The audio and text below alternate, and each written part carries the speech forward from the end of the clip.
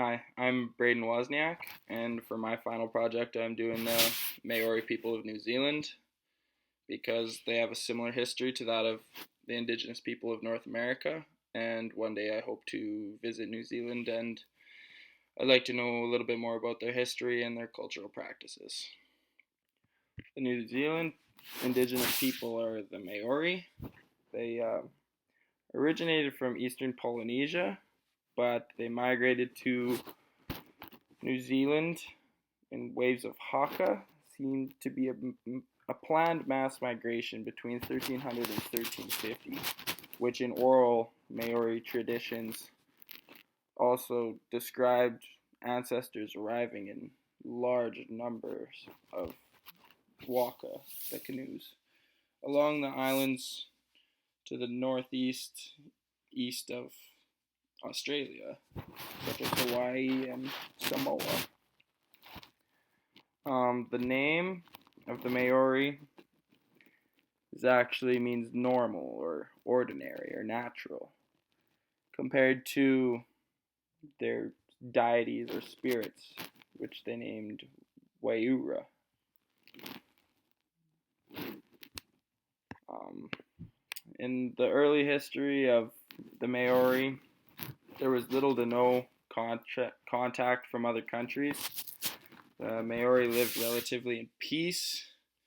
There was a large lack of weapons and defenses compared to the time when the Europeans arrived, and for say the New Zealand wars, there was many fortifications and defenses.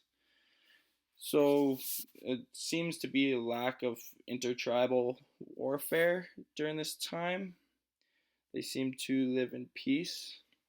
They they ate mostly fish and some native birds that are natural to just that that island, really. Um, they were mostly hunters and gatherers. They didn't really have very much agriculture. They were um, around 1640.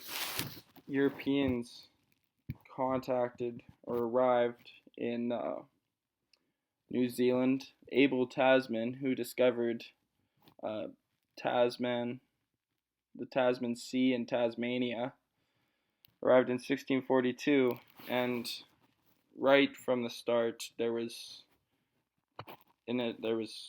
conflict, there was killings, and a little bit of wars, I would say, until after about the 1800s when the English started to really settle. Then they started to get to know each other more and started to accept each other, and there was a lot less conflict and warfare.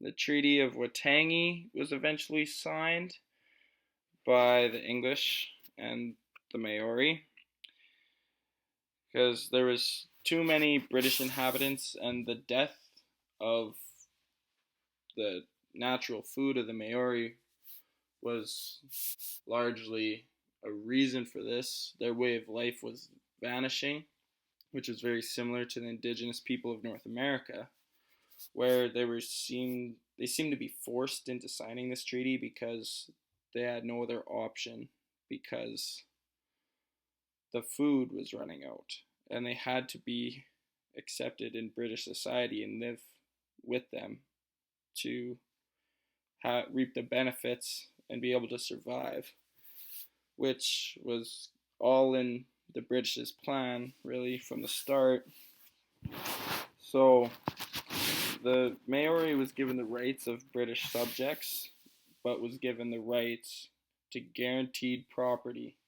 So they were guaranteed land in these treaties, which, similar to North American indigenous people, also did not work out that way. When the treaties didn't seem to be carried out properly, there was a large conflict where New Zealanders or English New Zealanders kept piling in. The colonialism was too extreme, and they kept taking more land from the Maori people, which again is very similar to the indigenous people of North America. They ended up having a war, well, a fairly long war, the New Zealand Wars, which was the government against the Maori tribes. It wasn't just conflict, it wasn't just protests, it wasn't the residential schools, it was a full out war. And during this war, the British passed a new act, the New Zealand Settlement Act, which confiscated lands that were given, the small amount of land that was given to the Maori people in the treaties was confiscated and given to Europeans. They gave land title ownership to individuals in an attempt to assimilate the Maori people and have greater land sales to European people. This was an attempt to assimilate the entire Maori culture, which really almost worked, because in 1896 there was an estimated 42,000 Maori living in New Zealand, compared to hundreds of thousands per se before, while the European numbers were over 700,000. This was really the close to the Maori people fading out and being a part of history. They were expected to decline, and it was supposed to be expected to be a completely white European culture, but some influential Maori politicians such as Te Hairoa and James Carroll all revitalized the Maori culture. They called for a degree of assimilation, which was needed, where they needed to be able to speak English. They needed to be able to practice European cultures just to fit in and survive. But they fought for the language and the culture and the traditions to remain upright. And in 1860 or 1960, that's when the last straw, you could say, had gone, because Maori people had gone through a full revival, full resurrection of their culture and tradition, and now they had enough numbers to fight for what was rightfully theirs in the Treaty of Waitangi, and they decided to protest and stand up, and there was a large social movement. These movements resulted over 30, 40 years to this day even, have resulted in some land deals and settlements.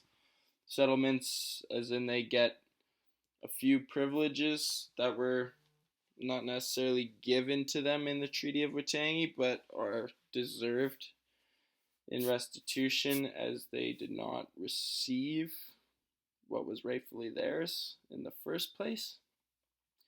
And these settlements, there's been over $900 million worth of land and other settlements given to the Maori people, which have been used by Maori leadership for economic development and growth for their peoples.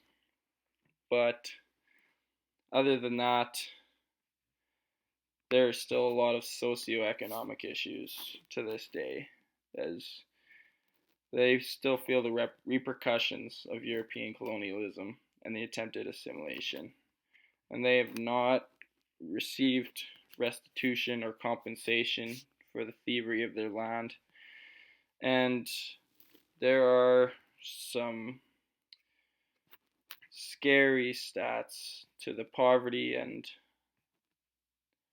the issues that Maori people still face because of what happened with the Treaty of Waitangi and the New Zealand Wars and the confiscation of their land.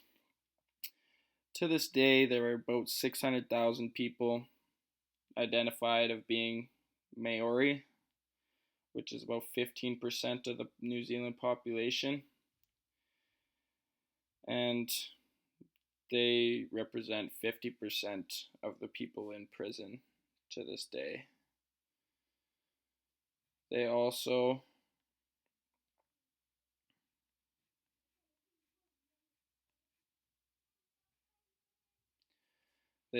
have much higher unemployment rates than other cultures and much higher suicides, and they do not graduate nearly as much as European or Asian residents of New Zealand.